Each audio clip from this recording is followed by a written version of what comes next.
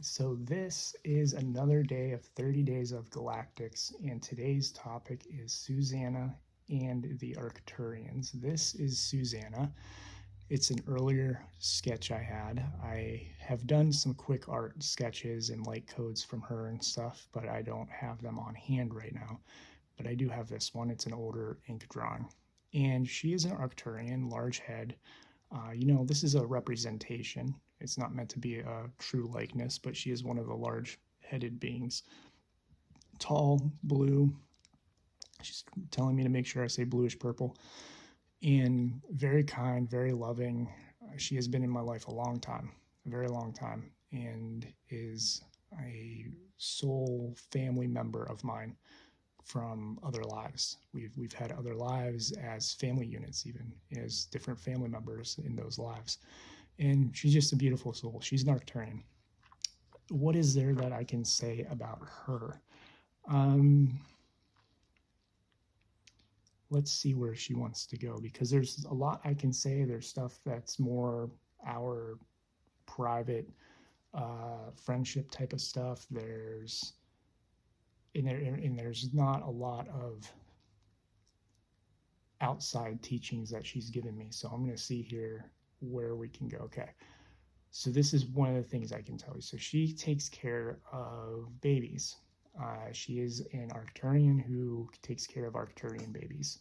And they took me up one time to see her. Usually I would see her and it would be more of in a meditative space, in a space like a liminal space, a void, a black space. We would just kind of meet and telepathically communicate, in a sense, remote viewing types of things. And there was one day where they said, hey, come up and go to where she's at. So I focused in, I don't remember which planet it was, but it was one of my star maps that I had, and I flipped through it and boom, star map they pointed to and went, it's this one. So I opened a wormhole with my third eye, which as you awake more, you'll find that you can feel and see energy in your third eye. And that's like how you astral travel a lot of times. And so open that wormhole, go through it, and I pop out on a planet that I had never been to before. And this is a planet that is phenomenally beautiful, at least the area I was in. There's a big planet in the sky, I'm guessing. They're showing me like a big Jupiter-like planet in the sky. The sun was farther away. It was very bright, though. It was very bright. They're telling me the sunlight hits the bigger planet and comes down on the other one. And lots of jungle, big trees, enormous trees, larger than our trees. They're saying too, larger than, is it the redwoods or the sequoias? I forget which ones in California that are the largest, like larger than that type of trees. And it's jungle, Amazon, dense jungle types of space. There's a river running through, and there were these pillars, these beautiful, I would call them feminine energy pillars, like very soft, very curved, going up, curved and going like, they come in like this, they go up, they go straight up through the forest, and they split out. So when they split out, they kind of do this, and then there's a big oval, I feel like they're ovals, oval building on top, structure on top. And those curves have staircases going down them that are filled with plant life. Nothing goes unused. The building itself is alive with plant life. And so down the staircases, down the pathways, there's plants everywhere. You go up to the top, there's multiple stories of this oval, and there's vines hanging down these things, and everything's open space. I don't remember there being actual windows. I remember seeing the room that she showed me. They're showing me there's like a door like apparatus, but energy field, that's what they're getting at. There's an energy field, because it was like I just walked in, there was no door, there was nothing there. It's an energy field or something to help keep unwanted things out. So you have these platforms, beautiful buildings, and I emerge on one, and there she is. She's in this beautiful blue gown. She's always in a blue gown. I think occasionally she's worn white. Most of the time she's in this blue, sparkling, just gorgeous thing. And it's and one of my favorite colors is blue. Obviously, I'm always in a blue shirt. And so I look at her, she starts talking to me, and she starts telling me what she actually does, and she helps birth new Arcturian infants. And so she shows me, and she's holding one, and I remember her turning to somebody and giving them that baby, and me looking at her and being like, talking, well, this is interesting, I didn't know that. There's a lot of storytelling and experience about different beings out there, and Arcturians, I had always at that time heard, were energetic beings, light beings who didn't have physical experience type of thing, and that's far from the case that I've found, and I'll get into that more in a second. And so they have this physical experience, and they have babies, and I turn and I see that where this other Arcturian takes these kids, there are tons of them. It's like a maternity ward almost. The difference is it's not a maternity ward like we have in a hospital. This is a communal thing. They are a communal group, and her job is, as part of the community, is taking care of those babies.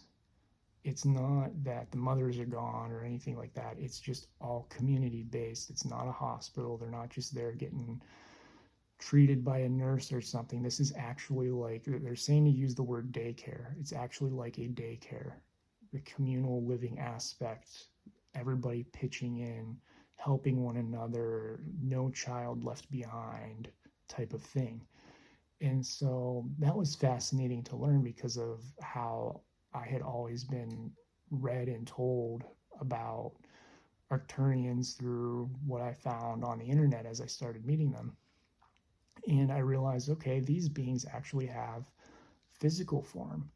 There are light beings, there are higher dimensional light beings that are Arcturian, and there are also physical beings at their vibration on their planet in different worlds doing their thing and having communities and oneness with nature. And Arcturians are highly technological. These are structures that are, I don't know how they build them. They're saying a lot of they're pointing to their mind. A lot of it's with their mind, sound, water. There's something about water and moving water over polished stones and different things. Almost like they erode. Oh, that's interesting. They haven't told me this before, so I'm kind of channeling this as I go. Almost like they erode these rocks into the shape, and they're like, don't use the word erode. We're not destroying it, we're reshaping it into the life it wants to create to help with their society.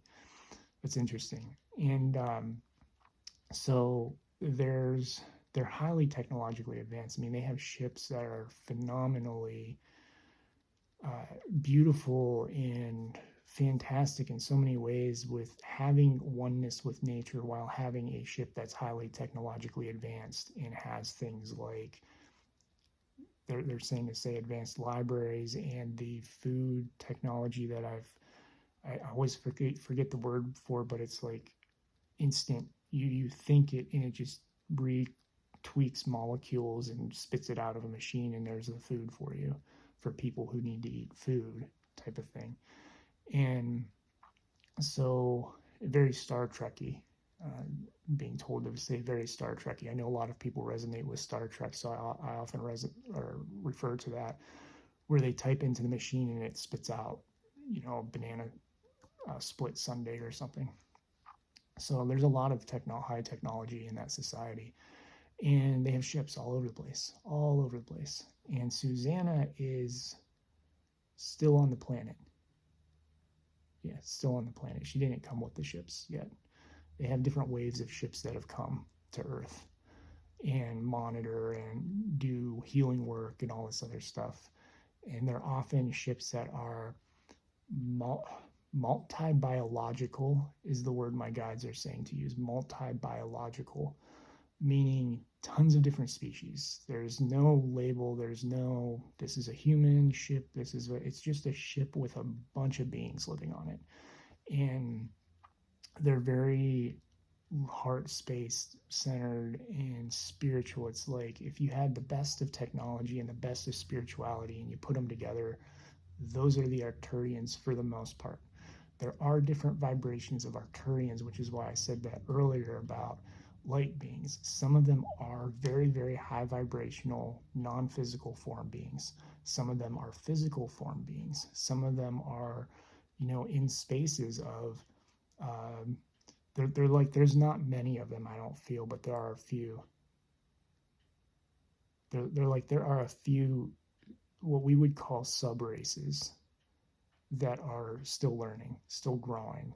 And even them, they're still learning, but they're very, very, very, very, very, very, very, very, very, very advanced compared to humanity, is the words my guys are trying to say.